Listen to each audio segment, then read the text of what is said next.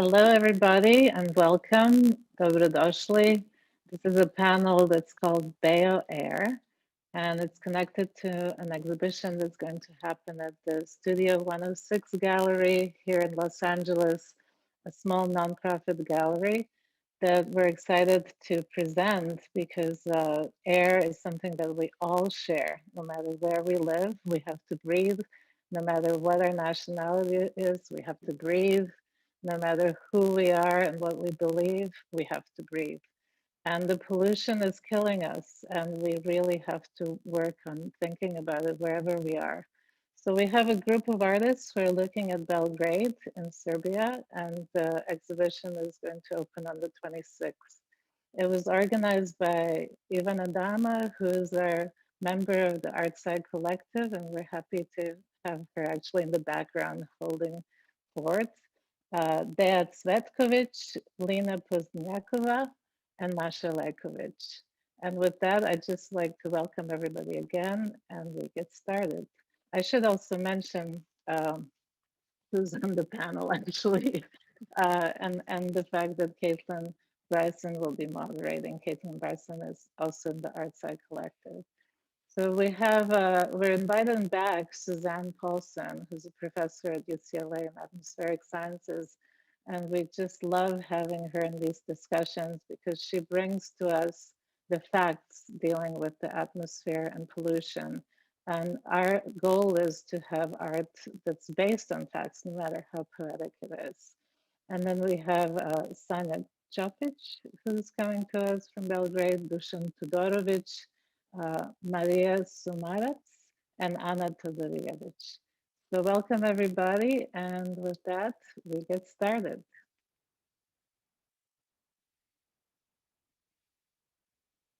Caitlin, I guess you get it going, or who's presenting first? Suzanne is going to present first, so let's kick it off with Suzanne.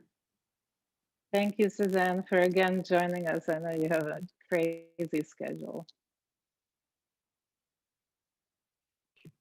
Thank you so much. It was my pleasure to do this before, and it's certainly my pleasure to do it again. It's very fun and interesting.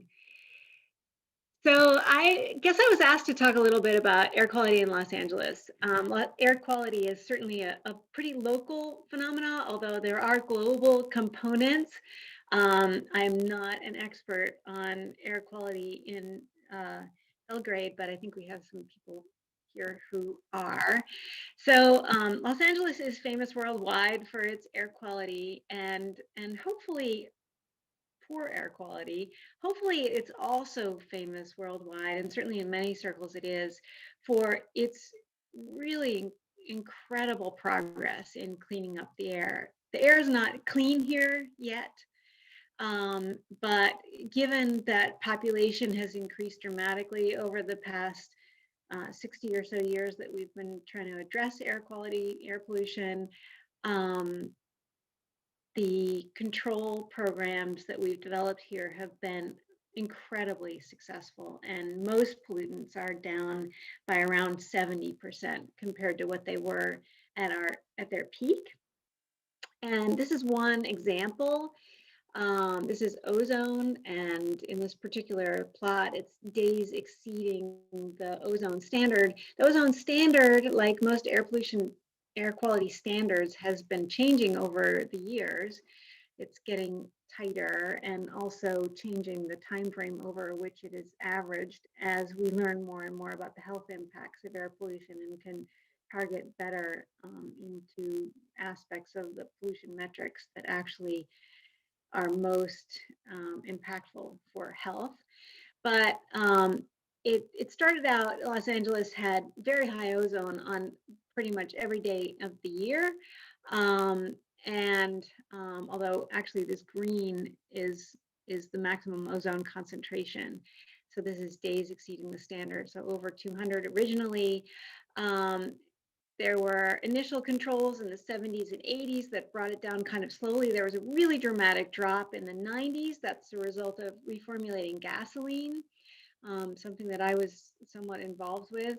And then since then, we've been making sort of slow additional progress, although at this point, we've pretty much picked all the low-hanging fruit and all the fruit at the middle of the tree, and we're kind of just working on the last little bits at the very top of the tree. So it's very hard to make additional improvements, but we're still working on it slowly. Another major cause of air pollution is particles. And particles are really tiny, so they're not visible to the naked eye. And I have so much admiration for the artists who are trying to bring visual representations of air pollution, because air pollution is, you know, kind of just makes the air gray. And so it's a challenging problem, but there are some wonderful creative solutions that are so effective, I think, coming out of work that from artists that I've had some interaction with through this and other venues. So little tiny aerosol particles are much smaller than the width of even very fine human hair. The largest particles that we worry about that get into our respiratory system are about 10 microns, and you can fit several of those across a typical piece of human hair, but most of the particles are actually much smaller than that. What we call fine particles, and then even ultrafine particles, which are quite short-lived but tend to be quite elevated near sources. And these are also particles that are in the same range as another sort of bioparticle that we're all very worried about right now, the coronavirus that causes COVID-19. Is about the same size as a large combustion particle, and can be dealt with actually in similar ways in terms of filtration, and behaves in similar ways in the environment. One of the things that's happened recently is that we've finally gotten cheap sensors that actually have usable information. There have been traditionally cheap sensors on the market, like air pollution cleaning solutions that are really just made by charlatans, but these are actually useful. These sensors are actually useful. They're not perfect, but they're actually useful, and they cost about $200. They get connected up to whatever local internet there is, and then they send data in real time, and you can see them they've only been around for about 3 years, and they're slowly popping up all over the world. There are some countries where there are none, many countries where there are many more. And this is just a random screen grab that I took from the website that collates all the data one day several weeks ago, and it shows high concentrations in the area that we're discussing today. And I was also, though, pleased to see that there are quite a number of sensors in that area. The uptake has been, as an American company, the uptake has been spotty in different parts of the world. These sensors are not as high quality as the sensors run by government agencies in general, but they are, you can have so much more spatial density and also temporal density, so you can literally see whether the wildfire smoke plume is coming towards your house in some places if there are enough of these sensors. This shows how a little illustration of just how local air pollution can be. This is not random, this is real, and it turns out that this area, there's a lot of wood burning, and so the air quality there is significantly worse than literally just a few meters, tens of meters away from that little neighborhood. So it can show us wonderful spatial density, and reveal the spatial variability of air pollution.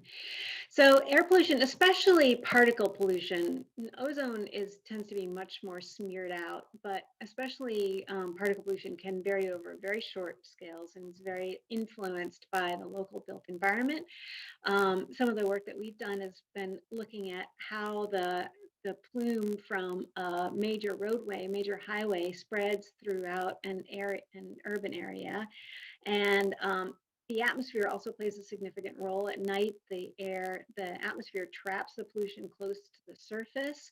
So the polluted air just kind of creeps along the surface, and we can have a very large area of people who are exposed by pollution from the roadway, whereas in the daytime, it really only impacts a very narrow band very close to the roadway because the atmosphere is so much better at polluting it and mixing it around.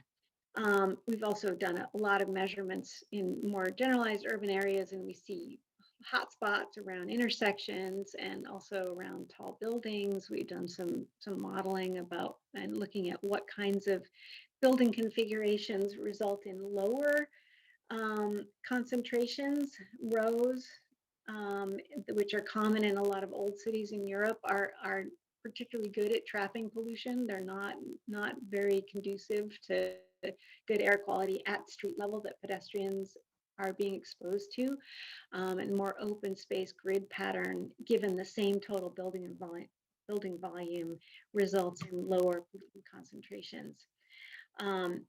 In my group, we've also asked the question, where should you put the bus stop? It turns out that people in many parts of the world, not everywhere, like in Switzerland, they're very efficient, but lots of parts of the world, people who take the bus spend a lot of time waiting for the bus, and concentrations of pollution are very high, and this can be a large part of their daily exposure to air pollution.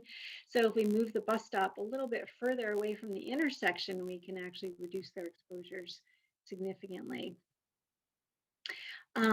There are also a lot of options in terms of putting structures around roadways to protect neighbors from pollution. Solid walls are actually very effective. Trees, it turns out, are also help.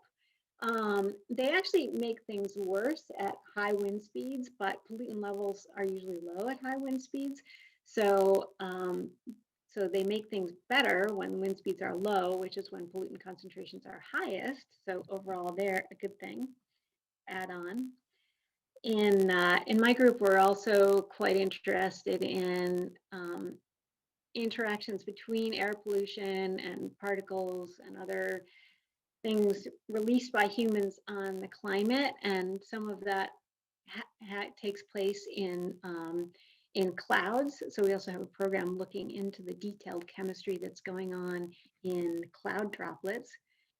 And we're also very interested in how particles impact lungs and exactly what it is about particles that makes people sick. And so this is one of the things we've been looking at is the particular unique components of wildfire smoke and how that influences chemistry once those particles get into people's lungs. Wildfire smoke was not a big issue in my mind earlier in my career. There have been fires in California forever, but they've become much more intense and larger and longer lasting, and UCLA is regularly influenced by wildfire smoke these days, where it was not, certainly for the first 15 years or so that I was at UCLA. Increased wildfires are a result of our warming climate, as many people are aware. And finally, because particles are particles, we're also involved in COVID-19 research project trying to understand how the particles move through the atmosphere, the virus particles. And we are in the process of equipping volunteers with backpacks that have little sensors in them that will go around, or little collectors in them actually, that will go around and collect and see how much COVID-19 virus they're being exposed to as they go around their daily activities. So thank you very much. I'll stop sharing.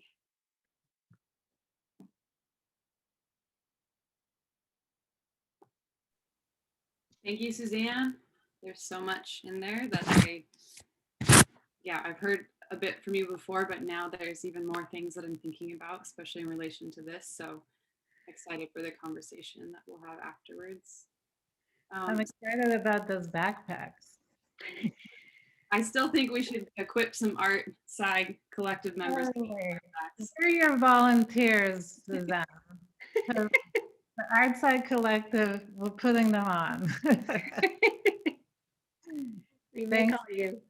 We could do some cool performances with them, I think, also. But Absolutely. That would be fascinating. That could be really cool. We could send some to Belgrade too. All right, next we're going to have Maria and Anna presenting together. And I'll just read quick bios just to introduce you two. So Anna is an architect and researcher focusing on the mutual connections and relationships between architecture, living systems, and technology. Her research follows a biological approach and reconsiders the way we influence and build our environment. Maria is a sound designer, trombonist, composer, trombonist, composer, and sound artist. She expresses herself through sound and various media, but most active in the field of music. So welcome, Maria and Anna, and very much looking forward to your presentation together. Thank you, Caitlin. Hi, I'm Anna. I'm an architect and one of the authors of Aerosonar installation, together with Marija, sound designer, she's here with us, and Anna Anastasov, sound designer, with the support of biochemic biologist and Alexander Kliberda, software developer. Aerosonar will be available on gallery website, so feel free to check it out. Give us feedback if you find it interesting.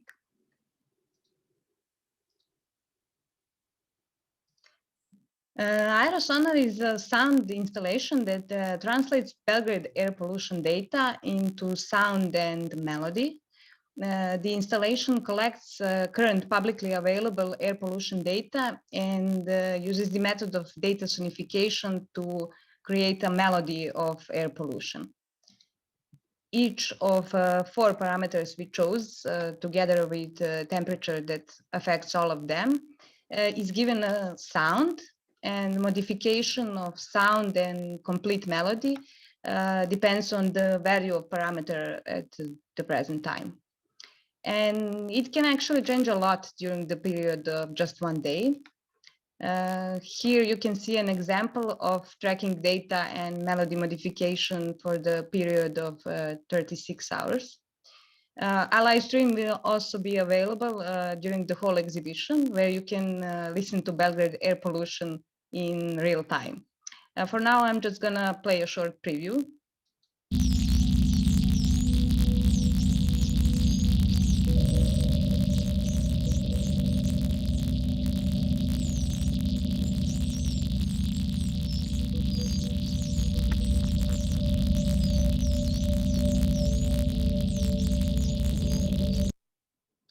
So, like I said, feel free to check it out.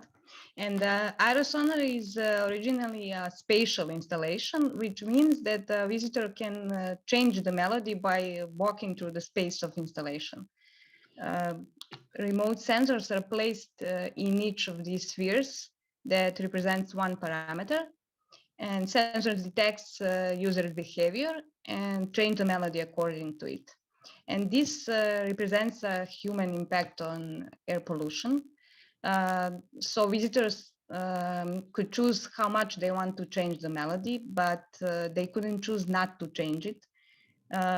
Just like we cannot choose not to have an impact on our environment.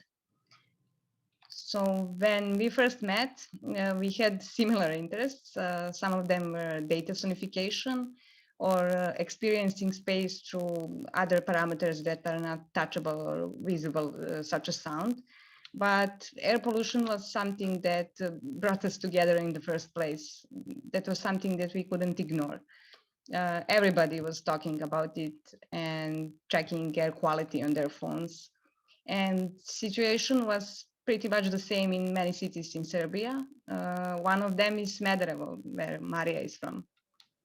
Thank you, Anna. So my personal experience that drew me to deal with this topic in more detail is the fact that I live in a city with a high concentration of air pollution. As Anna mentioned, the city in question is Smederevo, which is located only about 50 kilometers from Belgrade. And the reason for high air pollution is the Hestil Serbia, also known as the IGBIS group, Serbia Iron and Steel.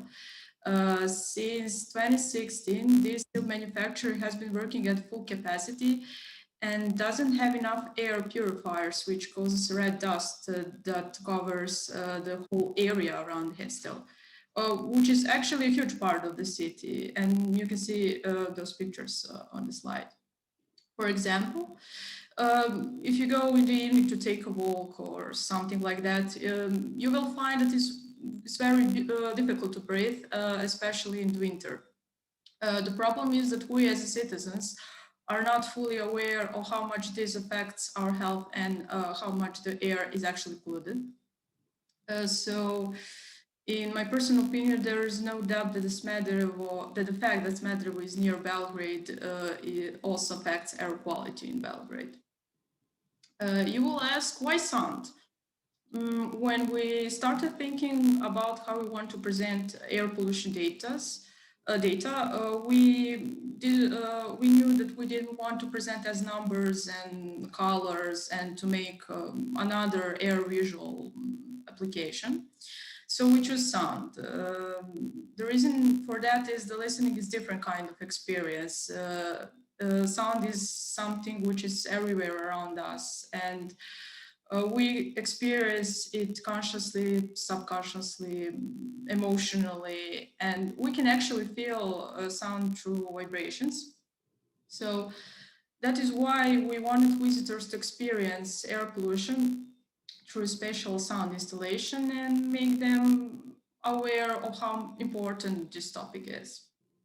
The method that we use in this installation is sonification of data, and it represents their transformation into audio content. What we actually do, we connect each parameter that affects air pollution with a certain sound, according to which it will be transformed using SonicPy. SonicPy is an open source programming environment. It is based on Ruby programming language and Supercollider, and it is easy to use. And data of parameters of air pollution that we are taken from the measure station in the center of Belgrade in real time. So in the slide you'll see two pictures. The bigger one is programming environment of SonicPy, and the smaller one is actually our data that we use, and they are taken from measuring station. And we are actually come to end. We were working on this project for almost 7 months, and we were physically realizing this project during July and August 2020. The work premiered at exhibition in the Cultural Center magazine in Belgrade in September 2020, while at the same time it was virtually presented at the exhibition both ways at ESOP Trieste and Ars Electronica Linz. We realized this installation with the help of Center for the Promotion of Science in Serbia and European Artificial Intelligence Lab. That would be all. Thank you.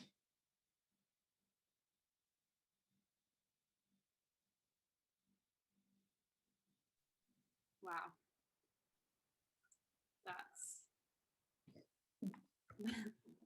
That's really incredible to see. Thank you so much. I'm especially interested. I wish we could see it in person, but just how the body affects the sound in the space.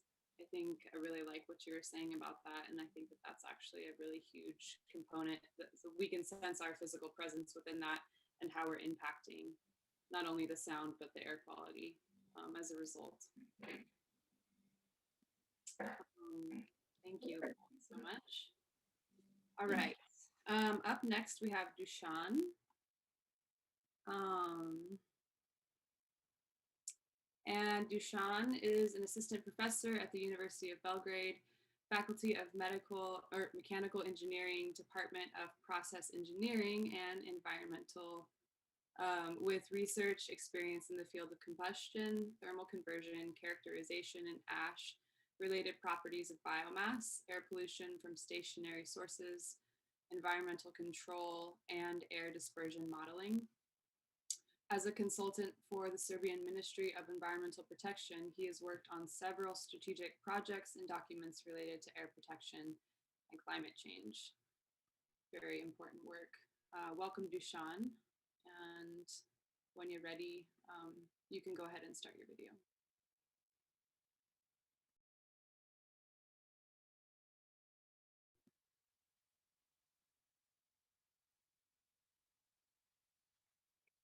We're not hearing anything from Dusan.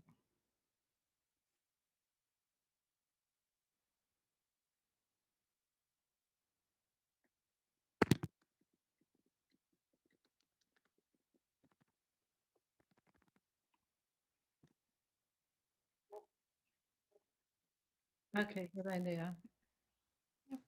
Sanja, are you ready?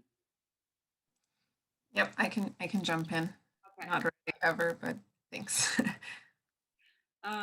Well, I will go ahead and introduce you then. So Sanja is an artist exploring identity, lists, memories, fantasies, dreams, and the positions of the full-time employed artist in contemporary society by using videos, performance, and installation. She's interested in communication, language, philanthropy, and the beauty of sad and ugly things. Welcome. Everyone, thank you, Caitlin, and thank you for inviting me here.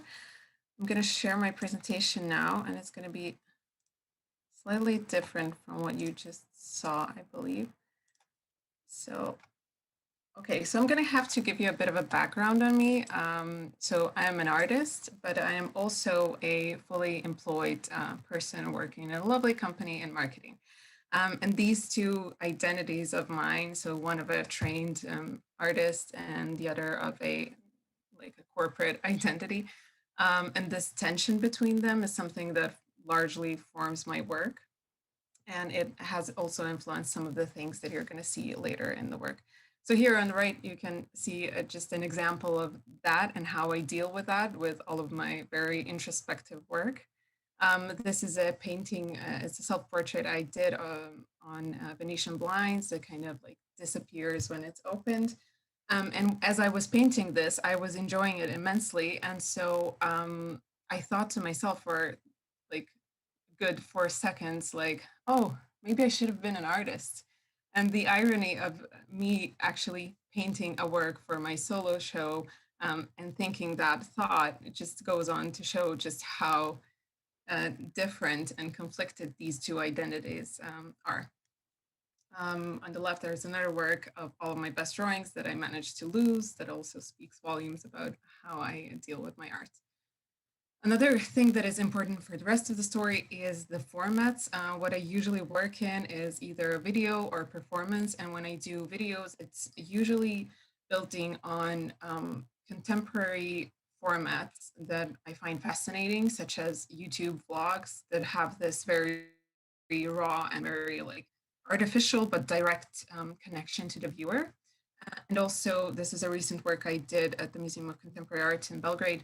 I wrote and performed a full stand-up comedy set. So basically, we all know this language of stand-up comedy, and I wanted to use it to say something else and something different.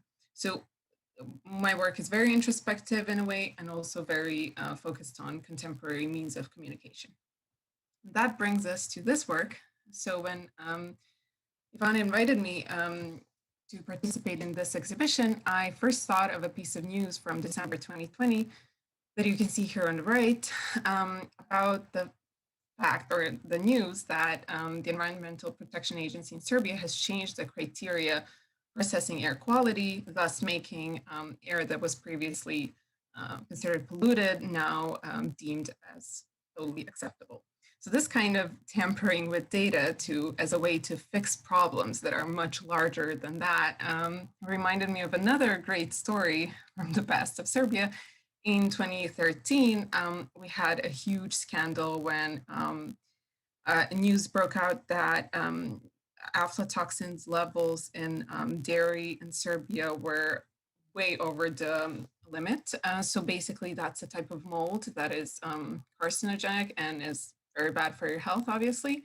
And so what Serbia did was to just raise the levels of the allowed amount of that toxin in dairy products in Serbia, thus solving the problem in one easy swoop. So that kind of absurdity was something that really struck me as like very particular for Serbia and for where we live and the type of country, but also reminded me of some of the ways I deal with problems and how I try to kind of fix things, but not really fixing them. There's another blatant example of that from last year, a very sad one, where we had this statistically impossible month of perfect number of COVID-related deaths leading up to the elections in Serbia. That line here, as you can see, looks just amazing and practically impossible. Those things just really kind of inspired me to think about addressing air pollution by embracing this absurdity and kind of trying to react to it with humor in a way, because I believe it can reach many more people than just data. But these charts and these memories that I have are so viral. They really stick with you and they like leave a mark. So that's something that I wanted to put to use in this work. That brings me to my work that you're going to be able to see on Friday.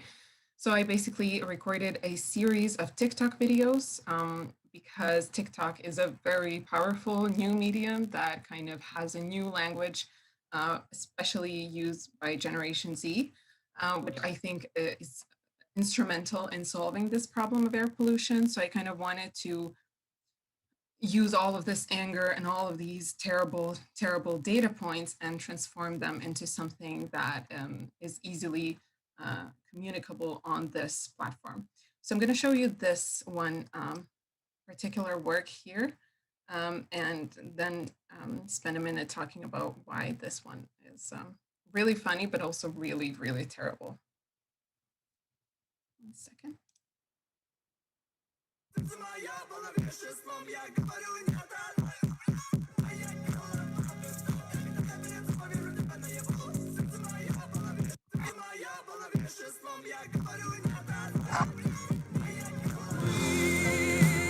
So I hope that wasn't too loud, but I'm sure it was. So the first video that you saw was basically a reaction to the news that a Chinese company, so as you may know, China has vowed to become carbon neutral by 2060 and is doing so by basically exporting all the dirty industries outside of China into poorer countries like Serbia. So a Chinese tire company wants to build a factory in Serbia, of course, gets gifted very fertile land in Serbia and next to a city that is already being an environmental disaster. And all of this is taking place only 2 kilometers away from a beautiful nature reserve that is supposedly protected. And all of this takes place without a study done to assess the impact of the environmental impact of this project on the surrounding areas.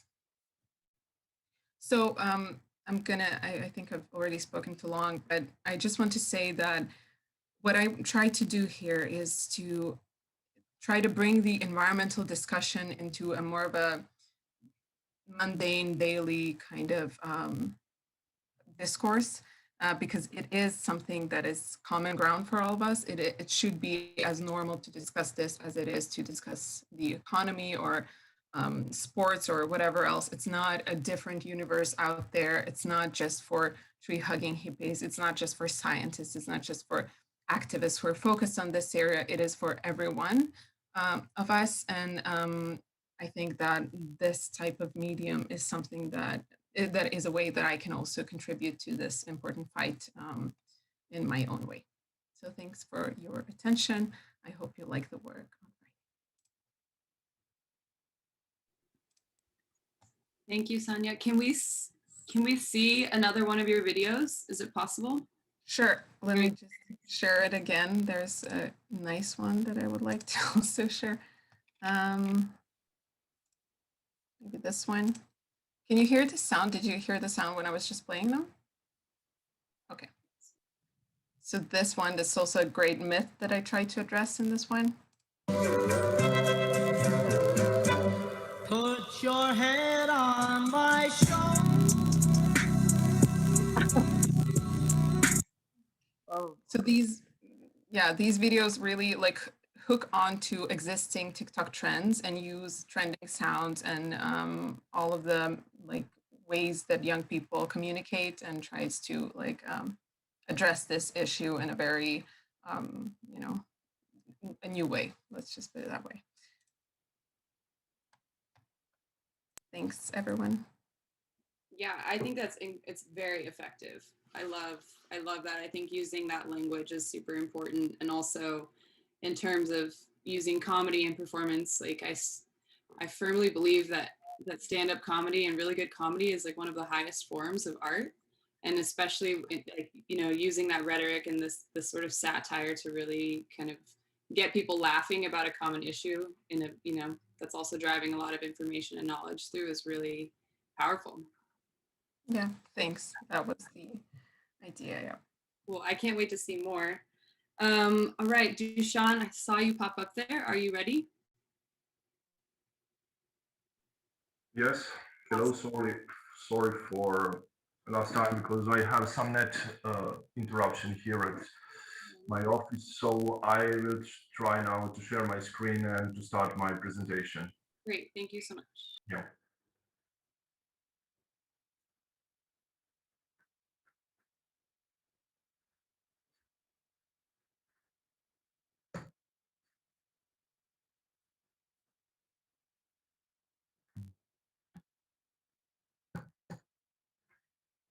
Okay, first of all, I would like to thank the organizers of the panel for supporting such an important topic, and to express my satisfaction that I will have the opportunity to share with you my results and views related to air pollution, considering that this is an artistic scientific panel. I tried to make my presentation have minimal text and to be colorful as possible. Air pollution in Serbia is not new, but what is new is that we are finally talking about pollution and the problems that can occur and which will de facto occur in the conditions of seasonal, episodically, and constantly poor air quality. Namely, some parts of Serbia, you can see here some not so nice pictures of Serbia, are exposed to high level of pollution only during the winter months, during the heating seasons, some due to the unfavorable weather conditions, and some such as industrial centers constantly all year round. Air quality in general in Western Balkan countries is among the worst in whole Europe. According to figures from the WHO, the Southeast Europe region is losing the equivalent of 19% of its GDP to costs associated with premature deaths from air pollution. In Serbia, for example, health costs associated with air pollution, it's total about 33.5% of GDP. It is very important to mention that Serbia has the largest electricity system in the region, with about 70% of electricity generated from domestic lignite. By far the largest coal plant in the Western Balkan is located just 40 kilometers from the Serbian capital, Belgrade. The plant named Nikola Tesla 8 that you can see here has 6 units with a total capacity of something about 1.7 gigawatts. Second biggest is the Nikola Tesla B plant with 2 units which have 1.2 gigawatts. In order to define national reduction commitments in line with the so-called National Emission Ceiling Directive provisions, with the preparation for the negotiation on Chapter 27 in the process of the EU accession, and supported and founded by the Environmental Accession Project, ENVAP, Republic Serbia has started to use GAINS model. Just few words about this gains model that we have used for our calculation that we have that we are going to present in this presentation. Here we can see the iterative concept of range optimization of the range model.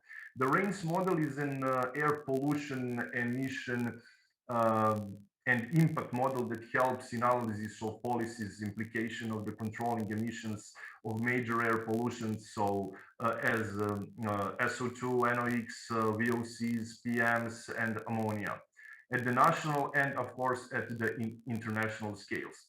Of course, I'm not going here in detail with this concept, but here this red border shows what we have used from this model. It's and let's say the output from our calculations was the emissions. We don't go further in cost or atmospheric dispersion, because now it's under the preparation the air quality strategy of the Republic in Serbia that will give answer on these other topics and other questions. When we are here and we are speaking about the modeling, I have to mention the NIAM group, the National Integrated Assessment Modeling, of which I am a member. Here you can find the link of this group. And what is NIAM? NIAM is a network affiliated to the UNECE Air Convention that aims to bring together integrated assessment modelers from different countries investigating strategies to reduce air pollution and its impacts. We want to share experience on the technical aspects of modeling, on the tools and data we use, and exchanging information about the analysis of the national measures and policies. Moreover, NIAM aims at building cooperation between the scientific community and policy makers. The group brings together as well various organizations all over the world. Even the most of the organizations are from Europe. We have some members from Canada, and I'm not sure, but as well from USA. When we're talking about the activity data or the data that are a need for running the model and to get the calculations, you can see here just the scratch and just the graphical explanation how we organize data and what is the sources of data that we have to use in our calculations. So activity data for calculation of Serbia emissions have been provided from SEPA, it's the Serbian Environmental Protection Agency, then Statistic Office.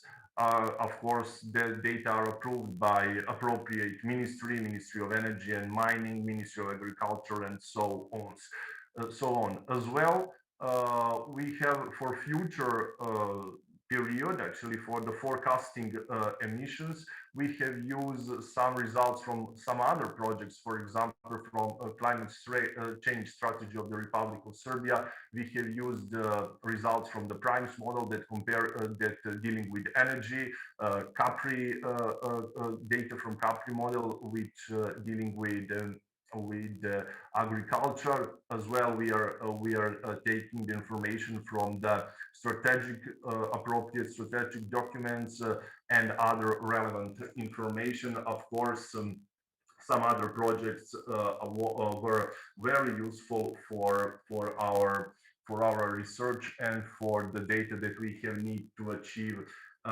and to collect, to start to calculations and to get the results. The following slides bring the results of the calculations of air emissions of the most important polluters from the relevant sectors. Here you can see these black lines, the very high black lines. It's for example, this is the emissions of sulfur dioxide. And these black lines represent the emissions which is coming directly from the thermal energy plants. So actually the power and heating plants. Generally, emissions from coal power plants make an important contribution to poor air quality. Each year, one large coal power plant emits thousands of tons of hazardous air pollutants, including the heavy metals. Pollutants such as sulfur dioxide, nitrogen oxides react in the atmosphere to form ozone and secondary particulate matter, which are of the greatest concern of health. Most of the plants burn local lignite that comes from the mines in the vicinity of the thermal power plants. This is the case in Serbia as well. We have two basins with the coal. One is the Kolubara and another one is the Kostolac. One is in the, let's say, the central Serbia, and another one is the eastern Serbia near to Romanian border. So clusters of coal mines and thermal power plants represent some of the largest industrial centers in these countries and shape the social and economical structure of the entire region. The majority of the power plants, 60% of units are more than 35 years old. So we are talking here about old technology and should be retrofitted, updated with the new technology to improve efficiency or simply shut down. Of course, when I mentioned the social picture about this, around these plants and around this industry, it's not so easy to shut down this kind of industry and this kind of plants. Sulfur dioxide emissions will be reduced, for example, here from about 3,000 milligrams per cubic meter for when we're talking about the thermal power plants to 130 milligrams. And when we're talking about the other pollutants that we will see it on the next slides, it will as well, we are expecting as well the high percentage of the reduction. Of course, this have to be done in accordance with the national and in accordance with the EU legislation. For example, here I will generally continue to speaking about some effects of air pollution from these sources. Here you can see the nitrogen emissions from the key sectors. So just to be clear, we are not now talking about the air quality, we are talking about the components and polluters and their amounts, which is coming from the sources from appropriate sectors that are given here in the upper right corner. So again, the black bars represent the emissions from power and heating plants, and as we can see here with the nitrogen oxides is a little bit different situation because as well the traffic gives a great share of nitrogen oxides, and we are again expecting with the implementation of appropriate measures in thermal power plants and heating plants, we are expecting the very a steep drop of these emissions. Generally, when we're talking about as well about the health costs of the fuels such as lignite and coal produced some of the highest external costs amongst all energy forms. They are the most expensive energy forms in terms of resulting premature deaths. This can be shown by comparing the health costs of lignite or coal power generation per terawatt hours produced per number of premature deaths compared with other forms of energy where the coal is large in that sense. Based on some studies, for example, estimated health costs from existing coal power plants to the European population are between 1.4 to 4. It's rough estimation, definitely. So it goes from 1.4 to approximately 4 billion euros. It's just the emissions from Serbia which can affect the European population. Of course, in terms of the health damage, I think the professor at the beginning mentioned that the fine particles, the PM.5, is most of concern for health protection, given that these tiny particles can enter the bloodstream via lungs. Biomass burning aerosols containing large amount of gas and particles such as fine particle matter, PM1, PM2.5, PM10, black carbon, nitrogen oxides, carbon monoxide, sulfur dioxide, lead, mercury, PAH, polycyclic aromatic hydrocarbons. Why I mention here the biomass burning, because here you can see again the black bars, which represents the emissions from the again power and heating plants. But here you can see these, let's say, green bars, that is the emissions from residential combustion, and this is the combustion of biomass and combustion again of some other solid fuel. But generally speaking, in Serbia, it will be the biomass in the majority of this share. Of course, it's not only the thermal power plants and the residential combustion. Of course, for all these pollutants, we have the emissions from industrial combustion, emissions from traffic, and so on. But of course, we don't have time here to go in details for each pollutant and for each sector. It's very important here to mention, beside these PMs, that residential wood combustion, again here represented with these green bars, particularly in cold regions and particularly in heating seasons, can contribute to a considerable amount of atmospheric organic aerosols, both through primary emissions and significant secondary aerosols formation. So here you can see when we're talking about the VOC, the volatile organic compounds, beside the power and energy plants, which is now at the bottom, because the difference of the process now is giving the another majority sources. Now we can see the residential combustion, and some other sectors here are the most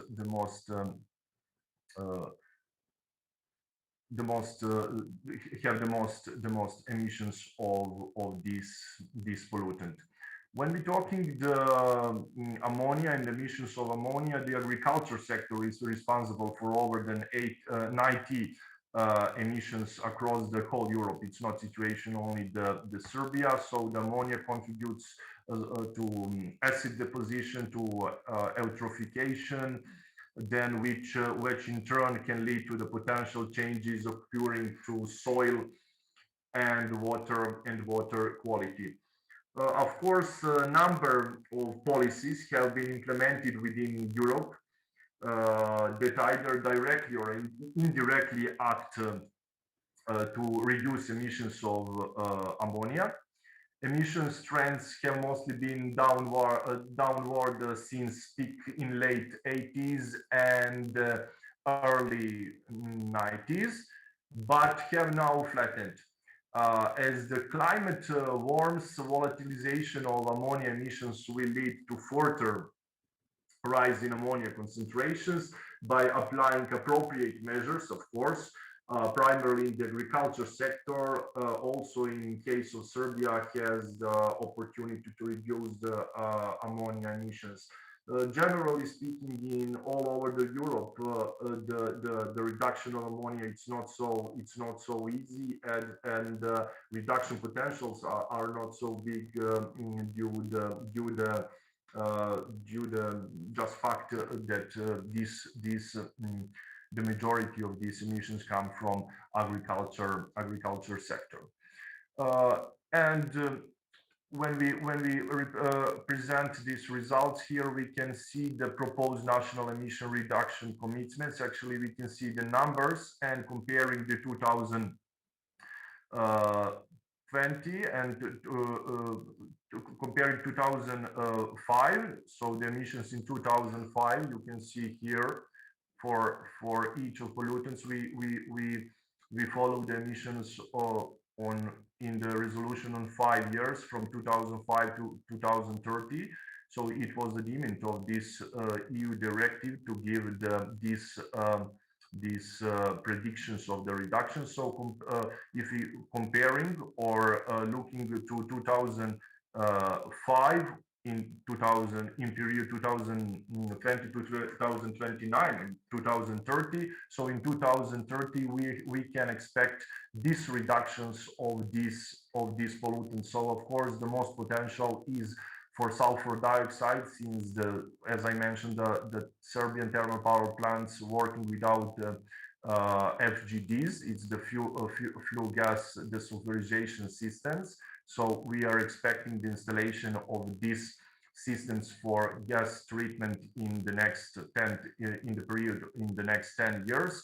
Of course, on the second place is nitrogen oxides. It's the same situation. So the installation of appropriate measures and appropriate systems will be done in the future period. This is the situation as well with the PM 2.5, but not so high reduction, since we saw that PM 2.5 it's not coming only from the thermal power plants and the energy sector. It comes from some other sectors, and we have here the expected reductions for volatile organic compounds, non-metal volatile organic compounds, and ammonia. Of course, these numbers are, let's say, realistic or absolute maximums, and we will see what would be the situation in that 2030. I'm optimistic. Of course, these numbers strictly depend on the financial and technical circumstances, and the plans that brings to these numbers are set it, let's say, before this COVID situation and COVID pandemic impact. So this is one, I think this could be, and nobody knows, but this could be one of the obstacles in the next period.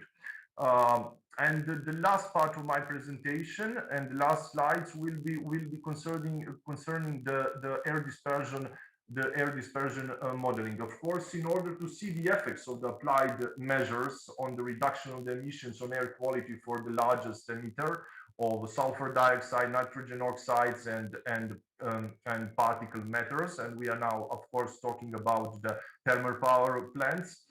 The modeling of atmospheric dispersion was performed.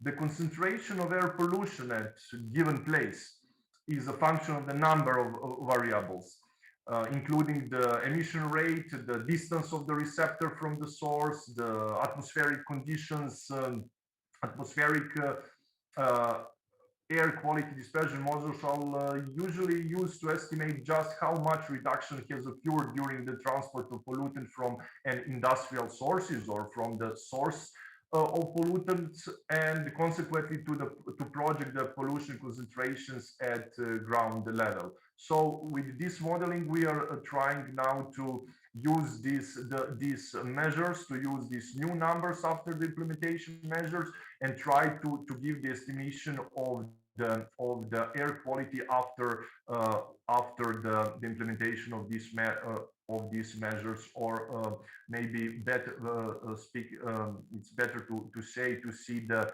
impact of these measures on contribution or special or concrete sources. In this case, this is the thermal power plants, the largest emitters in Serbia that we have already mentioned. Of course, what should be just a couple of sentences of what is the dispersion modeling? It is simply is a mathematical simulation of emissions as they are transported throughout the atmosphere, and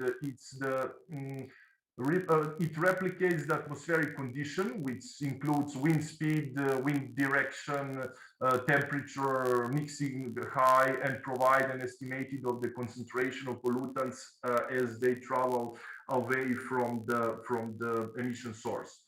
The dispersion models can be used to determine whether a new source will adversely impact an area or predict whether the control of an individual sources will have beneficial effects. What is the situation here? But generally, it is the purpose of this kind of modeling. And dispersion models are used when a prediction of the ambient concentrations is necessary, such as in new source review or evaluating emission reduction plans. So it's not only if you implement the measures on existing plant, it's of course if you're building the new plant and to see the appropriate impact of that. The standard model, United States Environmental Protection Agency air mode, is used in our research, which is based on the Gaussian model. Our model includes a wide range of possibilities for modeling the effects of the pollutants on the air pollution. So here you can see the two domains that we have in our modeling. So the left part is the one set of power plants, and at the B domain is the second group of thermal power plants. So on upper graphs you can see the current situations, and down there you can see the situation after the implementation of measures. So this is the results for SO2, results for nitrogen oxides, as well the current and future situation, and results for PM10 as well for both domains A and B, and for current situation and after the implementation of measures. So in order to have a clear picture of air quality before and after the implementation of emission reduction measures, we have analyzed the obtained results through EU air quality index. The European Air Quality Index, of course, as all other quality index, allows users to understand more about air quality, whether they live, work, or travel.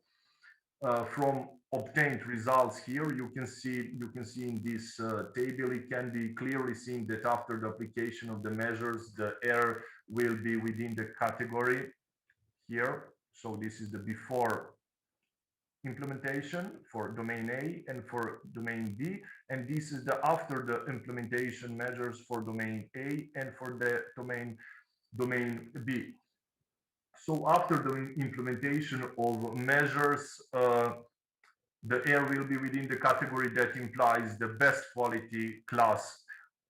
So it's the good and fair one. So if you look here, the legend of definition of these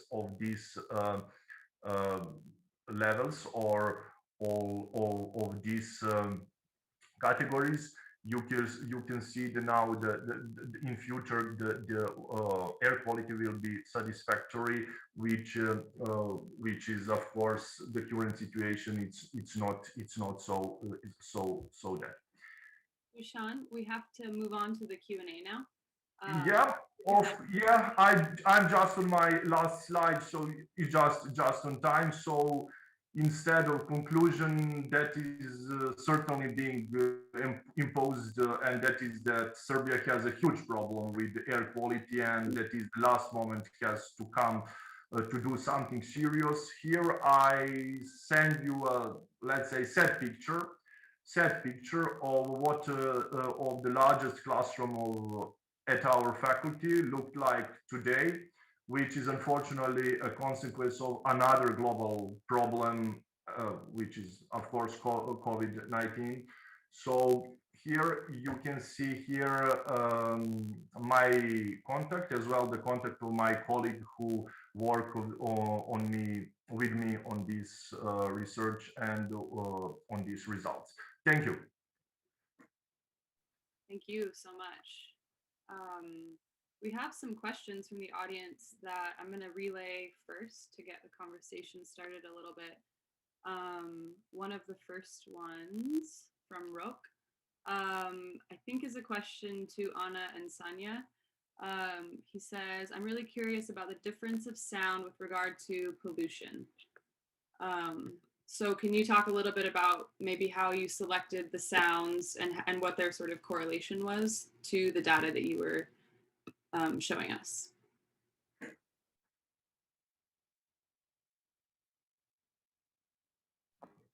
Maria, this is a question for you because it's sound, but okay. Oh, okay, so can you repeat again? Yes. Question. Okay, so what is, Rock says, I'm really curious about the difference of sound with regard to the pollution, which I'm surmising is how did you select the sounds that you were using, referring to the data that you were? Okay, so we actually, what we do, we select sounds with a frequency range, and if we talk about PM 2.5, it will be the highest sounds, and if we talk about temperature, it will be the lower sounds. And we have some some echoes, some distortions on that sounds, and that's why we make a change. And we also didn't want to make some disturbing sounds. That wasn't our intention. We actually wanted to create a more personal relationship with air pollution. So it wasn't supposed to be an alarm. It should be some kind of pleasant sound, because that experience was very important for us. I have a question. Thank you, Rock. Just following up that, when a person is viewing the artwork, can we look at or understand that information for ourselves? Like if we're in the gallery, would you be able to like know which frequencies pertain to which? Or I'm sorry, I haven't seen the app yet, but is that how it works with the app? So that then you can also, like as the individual or as the participant, you're kind of being able to translate the sounds and the variations yourself? Does that make sense? Yes, but the melody, the complete melody was important. The combination of those sounds was something that should make an atmosphere of whole pollution. Of course, it's just 4 parameters, but Maria and Anna were working on sound, and like I said, it wasn't supposed to be some disturbing, but we also didn't want to like mark the spheres, like which parameter is which. We wanted to leave that to the audience, because we wanted to, like I said, to experience some like some conversation with air pollution, something like that. Mm-hmm. Yeah. Okay, there's another question from Katerina, and I'll direct this question at Suzanne. She asks, which death is caused by air pollution? Like, how would you know? How would you know that it was caused by air pollution, I think is what she's trying to ask. Thank you. It's a really interesting question, and it's been rare. It's not unheard of, but it's fairly rare throughout history that the doctor or the coroner will put on the certificate of death air pollution as the cause of death. So what epidemiologists do is they look at the relationship between deaths from many different causes, including all causes together, and air pollution. And what they see pretty uniformly is, depending on the concentration of the pollution, small increases in an astonishing array of deaths.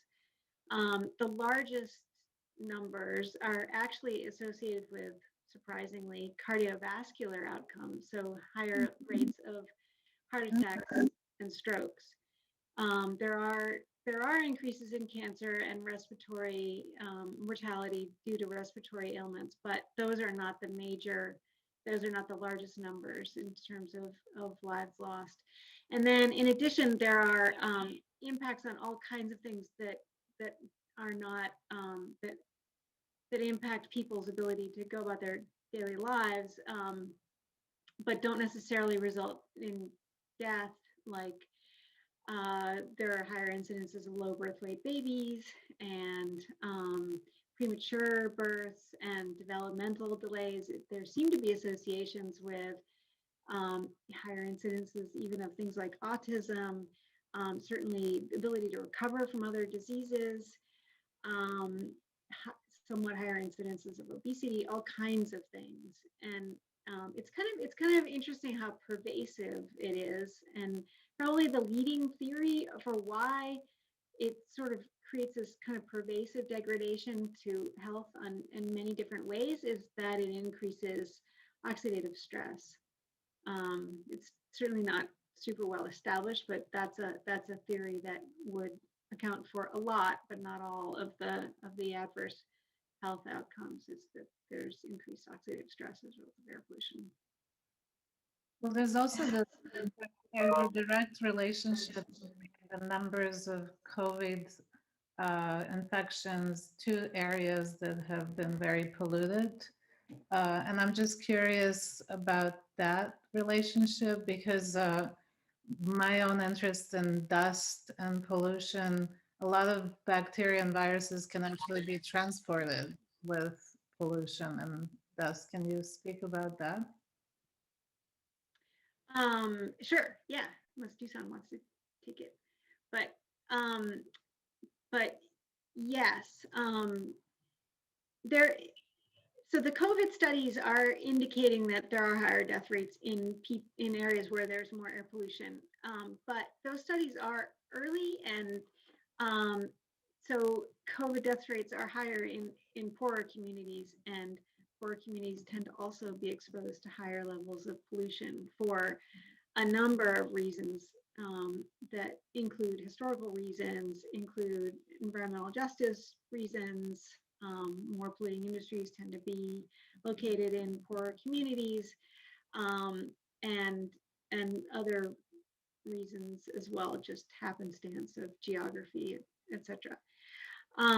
So those do need to be carefully deconvoluted, but certainly we expect that the COVID-19 viruses will be attached to ambient pollution particles.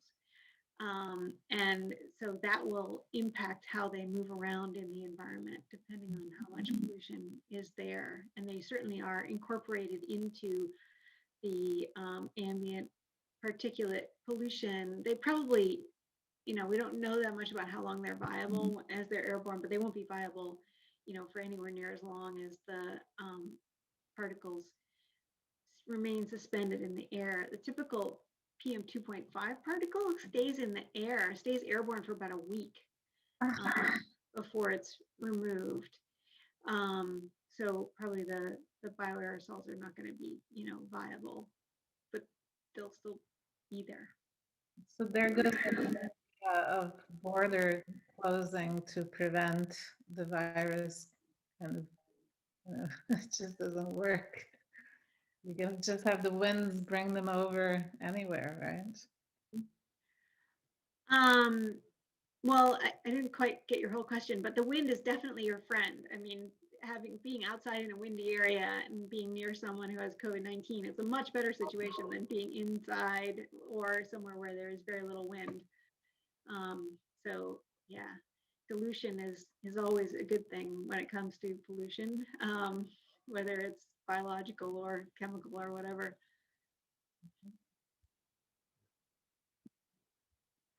All right, we have one more audience question. So Irina asks, and maybe this is another question for Suzanne or Dusan. I'd like to ask the non-artist participants, how do you use these findings further? Do you work with public policymakers on raising awareness or educating a wider audience? If I understand well, The question is how we are going to use these results in future, and is it going to affect the right persons? Yes, definitely. These results and these calculations that we have done are done in the close cooperation with the Ministry of Environmental Protection of the Republic of Serbia and the Serbian Environmental Protection Agency. So this is of course, these numbers are in line of the states of the stakeholders and electrical industry. So this is not only the, let's say, some imaginary scenario. So this is the real numbers, and this is the reductions that we are expecting in the future. So I think that these numbers, actually, I hope, and I would like to see these numbers in 10 years or in 5 years, just to see what is the progress. But definitely, this is something that is live, and this is not only the numbers on the paper. And I would like to add the situation in Belgrade with wind. So you know, the only friend of the citizen of Belgrade is Kosovo. The Kosovo is the local wind in Belgrade. So when we get the Kosovo, it's cold. We are freezing, but we know that we have the, let's say, the good air in that moment. So yeah.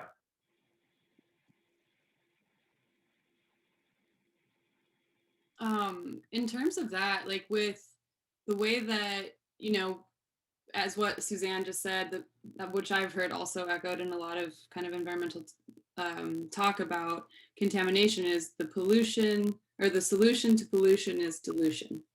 But how does that actually work? You know, if air is moving through and moving all that pollution out, like still where it's going somewhere, correct? I mean, it's just dissolving and mixing in with other things, or is it rising? You know, what is it actually happening chemically, and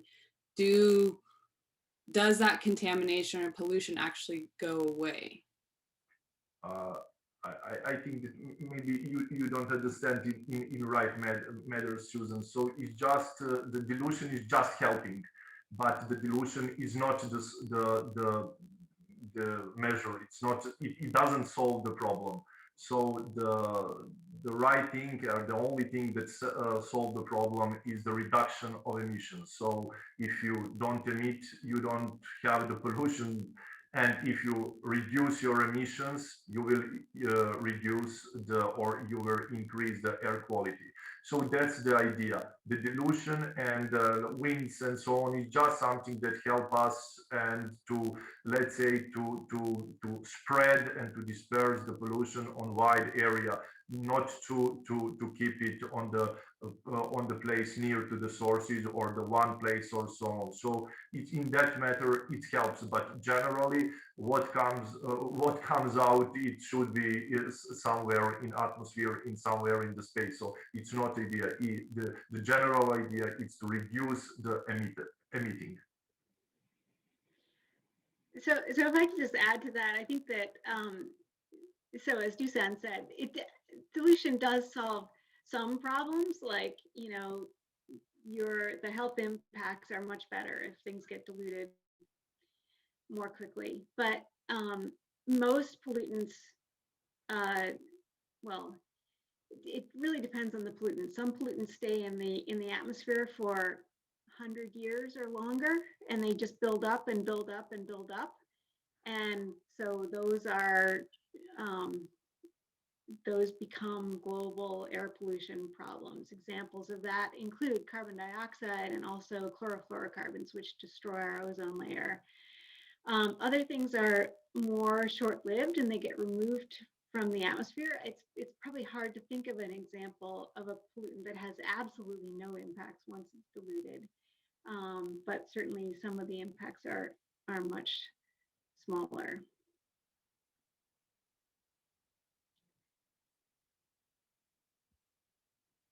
I have a question for Sanja. Am I sounding an echo here. Sorry about that. I actually really appreciate your approach with TikTok, and because it reaches a much wider audience. And I'm curious on feedback. Are you getting feedback from people? Are you getting a lot of hits? Give us what happens with the audience and how do you interact with them?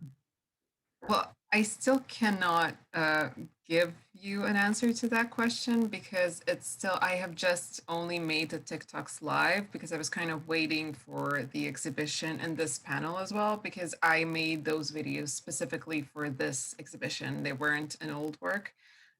So I don't know yet. I'm really hoping that people will interact. I'm really, with all my works that are using a contemporary medium like that, I really hope that people use them and see them as if they really belong there and not as like, oh, this artist is doing something on TikTok, but that somebody would like come across it and say, oh, what a great thing. I'm going to share this with my friends. So that's always I'm always aiming for that kind of believability of the work in order to kind of really spread the message.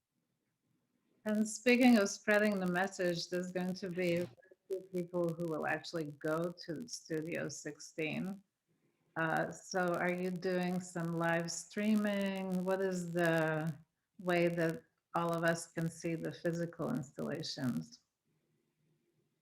That's going to all of you. Maybe Caitlin, you know, I know Ivana can't talk while she is in the background, so maybe you can answer.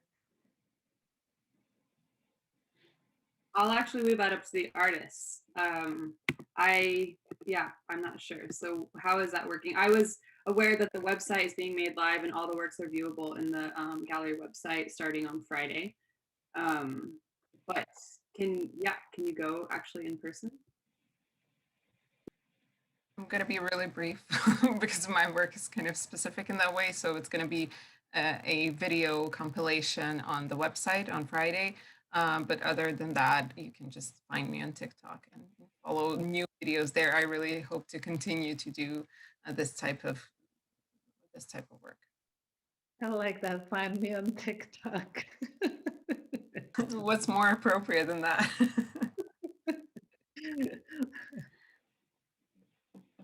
Okay, like we mentioned, there will be a live stream. That's like a main part of our work because we cannot, unfortunately, present it in original shape, like a spatial installation. There will be a video where you can see the spatial component from last exhibition, but the main part will be a live stream of air pollution in real time. The video is actually a walkthrough, so short preview of that. And I really appreciate that you're all based in Serbia, but you can exhibit in Los Angeles. So our world is changing, and that's the silver lining of this pandemic. Do you have any comments on how things are shifting? And this is to everybody, I'm asking. How is even scientific research and collaboration shifting? It's an interesting time for that. To the panel. Okay, from my point of view, I'm really, let's say, sad at the university. I don't see the students as much as I have had a conversation with them and teaching them in previous period and previous years. So now it's everything is online, and now I have tried all the time to through my career that the students are not the numbers for me, it's the persons, the names. Now unfortunately they became the numbers, and that is really sad. I think that connection and that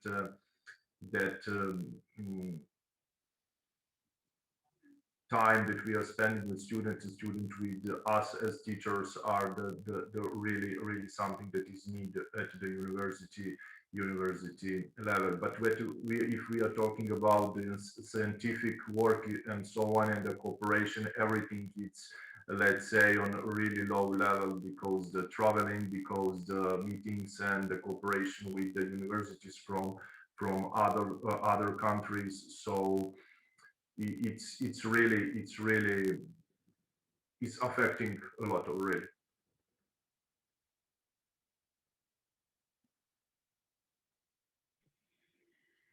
I think all of that is true, but the one bright spot is this sort of event, and also in a way, scientific meetings, I think, are, I've been thinking maybe we could have them in person every other year instead of every year, because there are some significant advantages to having them online. We can actually see much more of the, many more of the presentations than you can in person, interestingly. So, and we get, much larger audiences for events like this than we would otherwise. So I think there are some silver linings. They're just silver linings in a very dark cloud, but still.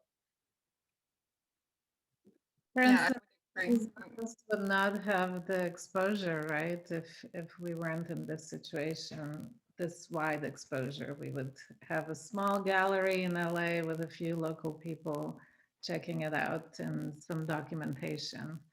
So to have this discussion actually is helpful. Sorry, Sanja, you were going to say something. No, I was going to kind of reiterate what you just said. So I'm really grateful at this opportunity. And this time last year, I was actually at UCLA visiting. And so if someone told me that a year from now I would be showing something online, albeit in a post-COVID world, I would have been really surprised. So I was kind of the last batch of tourists to see the US before COVID. So now everything seems like a dream. And this, yeah, I'm really grateful at this opportunity. Yeah, I also agree. I'm not a big fan of online events, but this is really another kind of opportunity for us. So that is something that is certainly a good thing.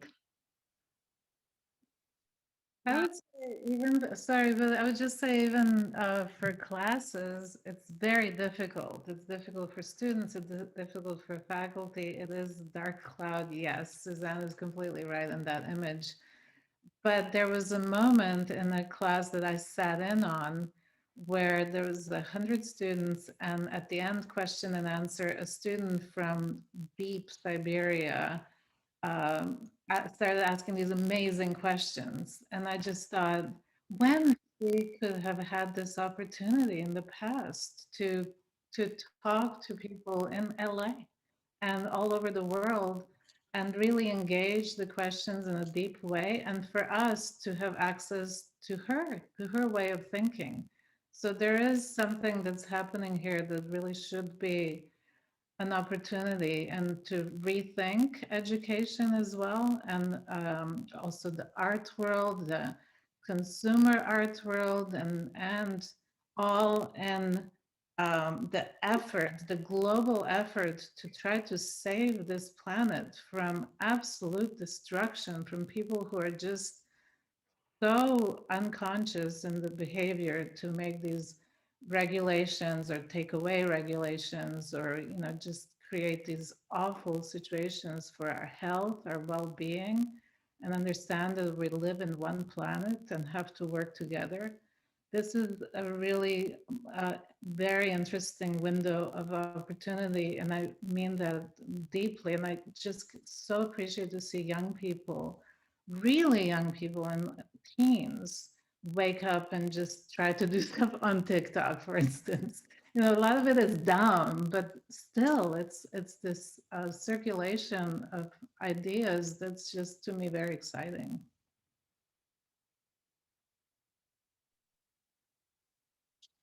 Okay. I fully agree, and I want to also say that part of this amazing project that is completely collaborative from a very far distance is to actually not only raise awareness of these critical issues, but also to sort of activate that awareness. And so Studio 106 in LA is partnering with a Belgrade nonprofit organization that's called Shuma Piva. to come together to raise money to plant more trees, specifically evergreen trees, because in Belgrade in the winter, you know, when all of these thermal costs are going up to heat, the deciduous trees that are the main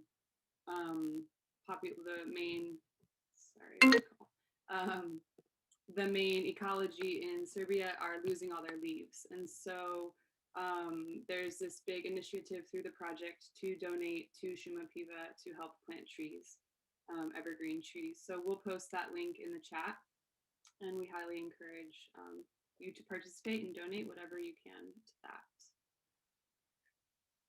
So thank you all for being here and giving so much of your time so generously, and thanks to all that are out there watching. It's great to see all of the audience members. There's quite a few, and also to hear these questions. So don't forget to check out the show on Friday and Šuma Piva, and we'll post all that in the chat again. Thank you. And at the end, we like putting our hand to the screen. Bye, everybody. Bye-bye.